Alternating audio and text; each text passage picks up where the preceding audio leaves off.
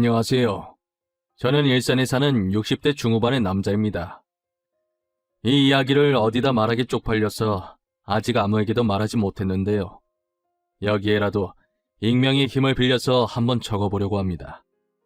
저는 첫사랑이자 마지막 사랑이었던 여자와 이혼을 하고 현재 두 딸을 홀로 키우고 있는 중입니다. 딸들을 볼 때면 그날의 기억이 다시금 떠올라 가끔 화가 날 때도 있지만 그렇다고 이 아이들이 무슨 죄가 있나 싶어서 미안하기도 합니다. 제게 어떤 일이 일어났었는지 지금부터 들려드릴게요. 저는 아내와 부부금슬도 좋고 모두가 부러워할 만큼 행복한 나날들만 보내고 있었어요. 저와 아내는 대학교 같은 과 동기였는데요. 처음엔 아는 척할 만큼 친한 사이도 아니었고 그냥 지나가다 인사만 하고 굉장히 어색한 사이였어요. 그러다 대학교 졸업을 앞두고 친구들과의 마지막 모임을 가질 때였어요. 그녀는 누가 봐도 부러워할 만한 외모를 가지고 있었어요. 자랑 같긴 하지만 저도 못생긴 편이 아니어서 꽤나 인기가 있는 편이었죠. 그런 저희를 친구들이 장난으로 엮기 시작하더라고요. 진영아, 너는 도대체 왜 연애를 안 하는 거야? 솔직히 너 좋다고 따라다니는 여자도 많잖아. 이해를 할 수가 없네. 나였으면 그중 한 명이랑 잘해봤겠다. 그니까 내 말이 그 말이야. 우리는 따라다니는 여자가 없어서 연애를 못하는데 쟤는 진짜 복에 겨운 놈이라니까. 진짜 재수없어. 근데 유은이도 이번에 헤어지지 않았나? 진영아, 너 유은이는 어때? 별로야? 유은이도 인기 많잖아. 이렇게 보니까 너네 둘 잘 어울린다. 그러네. 둘이 진짜 잘 어울려. 유은아, 진영이 어때? 진영이 저놈 진짜 괜찮은 놈이야. 내가 장담할 수 있다니까? 얼굴도 반반하잖아. 너네 진짜 왜 그러냐? 유은이 불편하게. 그리고 나도 불편해. 그만해 이것들아. 너네나 빨리 짝 찾아서 연애하든가. 저는 이런 장난 어색하지만 아내는 괜히 불편할까봐 친구들을 말리기 시작했어요. 그러다가 친구들과 헤어지고 집에 가는 길에 그녀가 대뜸 저를 붙잡더라고요. 나 너한테 할 말이 있는데. 이거 진짜 빈말 아니고 애들이 사귀라고 해서 하는 말도 아니야. 나 진심으로 너 좋아해. 사실 입학하고 새내기 때부터 너를 짝사랑하고 있었어. 나를? 네가 나를 왜? 그리고 너 얼마 전에 남자친구랑 헤어진 거 아니었어? 그런데 갑자기 나를 짝사랑하고 있었다고? 무슨 말이야. 장난치지 마. 사실 너가 연애에 관심이 없는 것 같아서 고백을 못했어. 그리고 내가 거절을 못하는 성격이라 전 남자친구가 나한테 고백하길래 잠깐 만났던 것뿐이야. 나 지금 너무 당황스러워. 너 애들이 아까 장난쳐서 순간의 감정 아니야? 지금 나를 친구로서 좋아하는 건데 남자로서 좋아하는 거라고 착각한 걸 수도 있잖아. 절대 착각 아니야. 너 정말 좋아해. 너랑 같이 학교 다니고 싶어서 너 군대 가 있는 동안 휴학도 했어. 나 정말 진심이야. 내 감정인데 내가 착각할 리가 없잖아. 사실 저는 어릴 때부터 부모님의 이혼과 아버지의 재혼으로 연애에는 관심이 없어서 그녀에게도 아무런 마음이 없었어요. 그래서 저는 그녀의 고백을 거절하기 바빴습니다. 하지만 그녀는 제게 진심이었는지 첫 고백을 하던 날 이후로 더 적극적으로 구애를 하더라고요. 결국 저는 아내에게 두 손 두 발 다 들고 고백을 받아주었어요. 저는 첫 연애인지라 아내와 함께하는 모든 것이 처음이었어요. 친구들은 결국 이렇게 됐냐며 차라리 잘 됐다고 연애 한 번은 해봐야 하지 않겠냐고 놀리더라고요. 진영아, 솔직히 이거 다 우리 덕분이다. 알지? 살면서 연애는 한번 해봐야지, 안 그래? 그래도 첫 연애는 유은이라서 다행이네. 착하잖아. 우리가 말했잖아. 너네 둘이 진짜 잘 어울린다고. 이렇게 나란히 서 있으니까 선남선녀가 따로 없다. 아우, 진영이는 좋겠다. 알겠어 이것들아. 밥 한번 쏠게. 되는 날 말만 해. 내가 너네한테 거하게 쏠 테니까. 친구들은 제가 왜 연애 안 하는지 이유를 알고 있었거든요. 아버지는 아버지 인생이고 내 인생은 내 인생이라며 아버지 때문에 연애 안 한다는 말은 핑계라고 어떻게든 저를 제가 만든 틀 안에서 나오게 하려고 했었어요. 그런 제가 연애를 한다고 하니 친구들은 제 일처럼 기뻐해주고 축하해주더라고요. 그렇게 저희는 6년 정도 긴 연애를 하고 둘 다 안정적인 직장을 다니게 되면서 자연스럽게 결혼 얘기도 오가기 시작했습니다. 저희 집안은 부유한 집안이지만 아내 집안은 조금 기울어서 혹시나 반대를 하면 어쩔까 걱정이 많았어요. 게다가 저는 대기업을 다니고 아내는 나름 탄탄한 회사긴 하지만 중소기업에 다니고 있었죠. 아무래도 조금 벌어지는 격차에 저희는 양가 부모님을 만나기 전부터 많은 생각과 고민을 했었어요. 하지만 저희의 걱정은 기우였던 건지 의외로 별탈 없이 결혼 승낙을 받을 수 있었어요. 저희는 결혼을 하고 두 딸을 낳으면서 딸 키우는 재미에 웃음이 끊이진 않았습니다. 그리고 아내가 복직하고 제가 육아나 집안일을 도와주고 있어서 저희는 단 한 번도 싸운 적이 없었어요. 딸들이 말도 잘 듣고 어찌나 애교가 많던지 눈에 넣어도 안 아플 정도였어요. 저는 벌써부터 얘네가 커서 결혼한다고 하면 어쩌냐고 난리도 아니었죠. 그럴 때마다 아내는 옆에서 주책이라고 다 크려면 아직 한참 멀었다고 하면서 웃었어요. 저희 딸들이 태어난 후 1, 2년까지는 아내와 반박이었어요. 하지만 크면 클수록 딸들의 얼굴에 아내의 얼굴이 사라지더라고요. 그렇다고 해서 제 얼굴을 닮은 것도 아니었어요. 그러면 안 되는 걸 알지만 그때부터 상당히 좋지 않은 느낌이 드는 거예요. 저는 저와 닮은 구석이 전혀 없는 딸을 보면서 아내를 의심하기 시작했어요. 혹시나 하는 마음에 아내가 잘 때 아내의 휴대폰을 들고 거실로 나왔습니다. 아내의 폰에 잠금이 걸려 있었는데 다행히 제 생일이라서 쉽게 풀 수 있었어요. 저는 곧바로 카톡방부터 들어가서 남자들과 나눈 대화가 없는지 찾아보기 시작했어요. 그런데 연락하는 남자라고 해봤자 저와 사촌 오빠 이렇게 둘뿐이더라고요. 다른 건 지극히 평범한 업무 연락밖에 없었어요. 저는 괜히 의심을 한 건가 하는 생각이 들면서 아내에게 미안했어요. 그로부터 얼마 뒤 아내가 야근을 한다길래 밤에 여자 혼자 돌아다니면 위험하니까 제가 아내를 데리러 아내 회사에 찾아간 적이 있었어요. 아내 부서를 찾다가 회사 직원이랑 마주쳤는데 아내가 이미 퇴근하고 없다는 거예요. 혹시 죄송하지만 마케팅부 김유 대리님 자리가 어딘지 아시나요? 김유 대리님이요? 마케팅부라면 아까 퇴근 시간에 다 같이 퇴근하셨는데요. 그런데 무슨 일 때문에 그러세요? 지금 이 시간이면 야근하는 사람 말곤 다 퇴근하셨어요. 아, 김유은 대리 남편인데요. 오늘 야근한다고 하길래 데리러 왔거든요. 제가 잘못 알았나 봐요. 일하시는데 방해했네요. 죄송합니다. 아내가 퇴근했다는 얘기를 들은 저는 도대체 왜 거짓말을 한 건가 싶었어요. 그렇다면 지금 아내는 어디에 갔을까 생각하게 되었죠. 결국 저는 다시 아내의 외도를 의심하기 시작했습니다.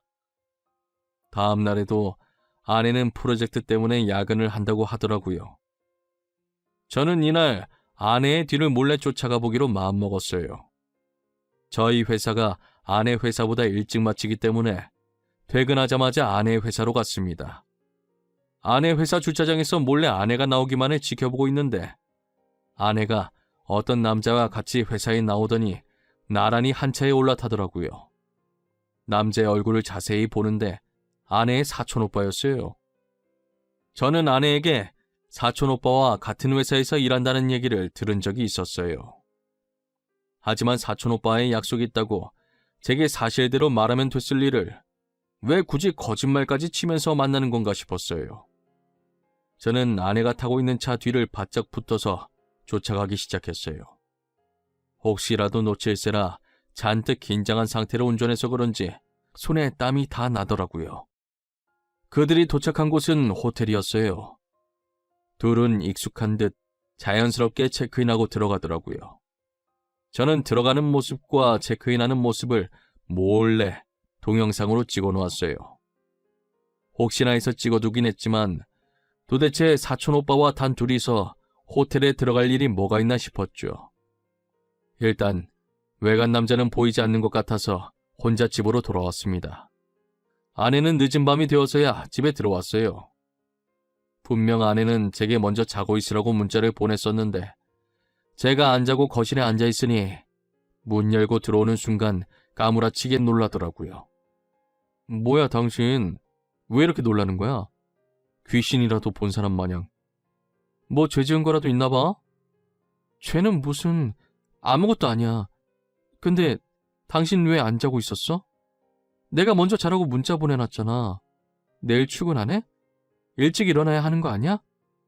그러는 당신은 왜 이제 와? 나한테는 야근한다고 하더니 사촌 오빠랑 약속 있었던 거 왜 말 안 했어? 당신이 그걸 어떻게 알았어? 내가 사촌 오빠랑 약속 있었던 거 어떻게 알았냐고.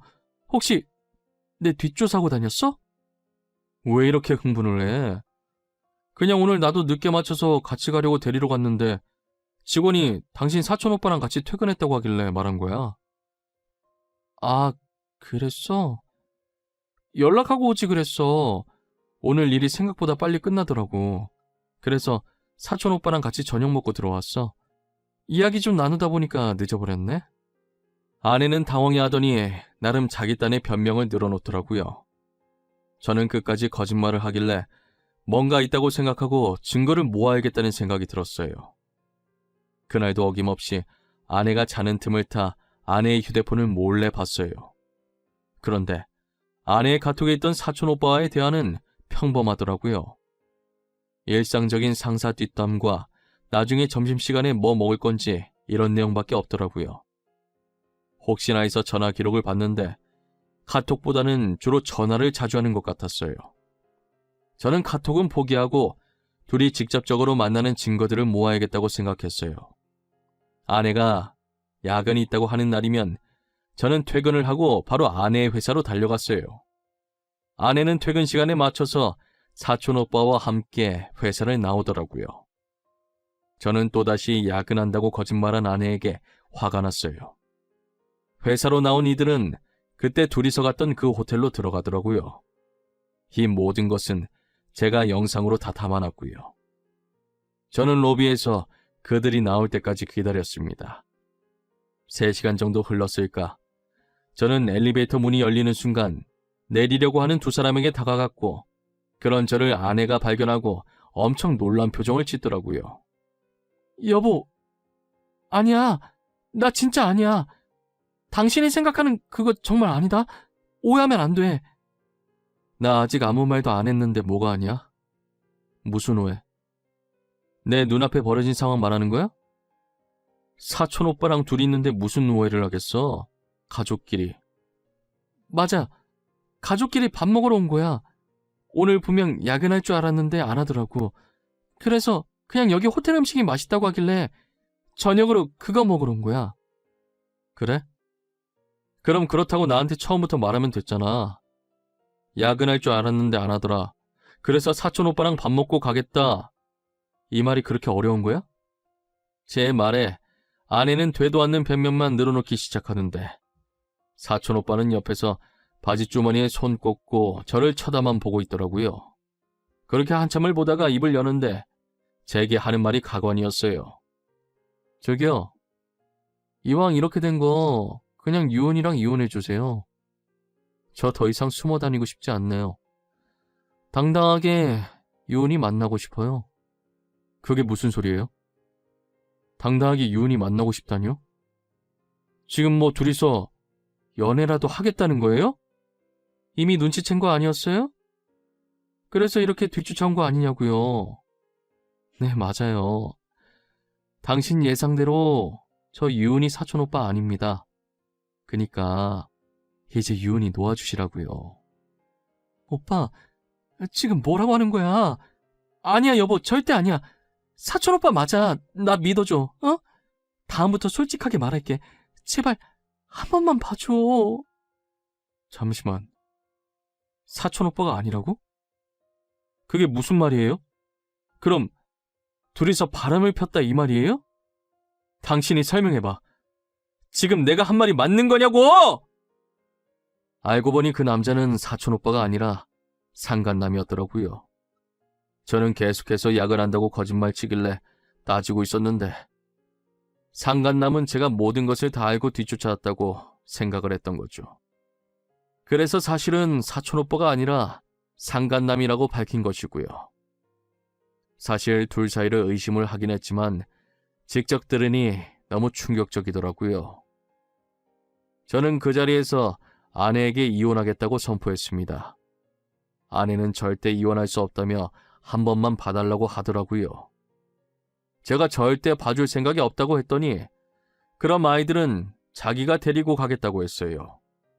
딸들은 제 친딸이 아니라고, 사실 상간남의 딸이라고 하면서요. 아내는 제가 부유한 집안의 자식이라는 걸 알고 일부러 접근한 것이었어요. 그래서 제 호적에 있는 딸들을 데리고 가서 양육비라도 받을 작정이었던 거죠.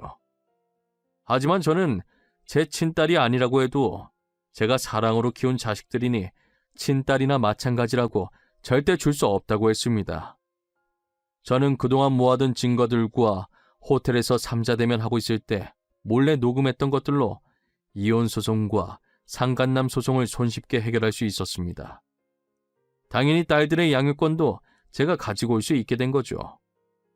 알고 보니 그 남자는 아내가 부유한 집안인 줄 알고 있더라고요. 그래서 저한테 그렇게 당당하게 나왔던 것이고요. 아내가 입은 옷과 가방이 모두 명품이었는데 그게 제 돈이었던 건 몰랐나 봐요. 명품으로 휘감은 겉모습만 보고 부자인 줄 알고 아내에게 접근했던 거예요. 쥐뿔도 없는 아내와 상간남은 제게 위자료로 전 재산을 주고 나락으로 떨어지게 되었습니다. 제가 익명으로 그들이 다니고 있는 회사 커뮤니티에 글을 올리고 회사 팩스로 증거 사진들을 보내니 소문이 퍼져서 다니던 직장에서도 잘리게 되었어요. 이력서를 아무리 넣어도 인사고과가 좋지 않아서 뽑아주는 회사가 없었다고 하더라고요. 이건 본인들 무덤을 본인들이 직접 한 것이라고 생각합니다. 저는 그런 그들에게 아이들 양육비는 받을 생각은 하지도 않았어요. 오히려 온전히 제 힘으로 아이들을 키울 수 있어서 좋았어요. 그래야 제 자식이라고 떳떳하게 말할 수 있을 것 같았거든요. 딸들은 홀아버지 밑에서 반항도 한 번 안 하고 사춘기 없이 잘 자라줬어요. 큰딸은 의사가 되었고 막내딸은 공부를 더 하고 싶다고 해서 현재 유학을 갔어요. 최근 전 아내가 딸들이 너무 보고 싶다고 제게 연락을 했더라고요. 그래도 친엄마라고 딸들에 대한 모성애는 있었나 봅니다. 저는 연을 끊게 할 자격까지는 없으니 만나기는 해줘야겠다고 생각했어요. 둘째는 해외에 있어서 못 보고 큰딸은 엄마를 한번 만나보고 싶다고 하더라고요. 그래서 큰딸이라도 전 아내와 만나게 해줬습니다. 그런데 전 아내를 만나고 집에 돌아온 딸은 씩씩거리면서 화를 내기 시작하더라고요. 아빠, 나 다시는 엄마라는 사람 안 만날 거야. 그러니까 엄마 연락 오면 나한테 말하지 마. 나 찾으면 없다고 해. 나도 시은이랑 같이 유학 갔다고 해. 알겠지? 우리 딸이 왜 이렇게 화가 났을까? 엄마 만나서 무슨 일이 있었어? 아빠한테 말을 해야 알지. 왜 그러는데? 앞으로 엄마라고도 하지 마. 나 엄마 없어. 나 참 어이가 없어서 말도 안 나와.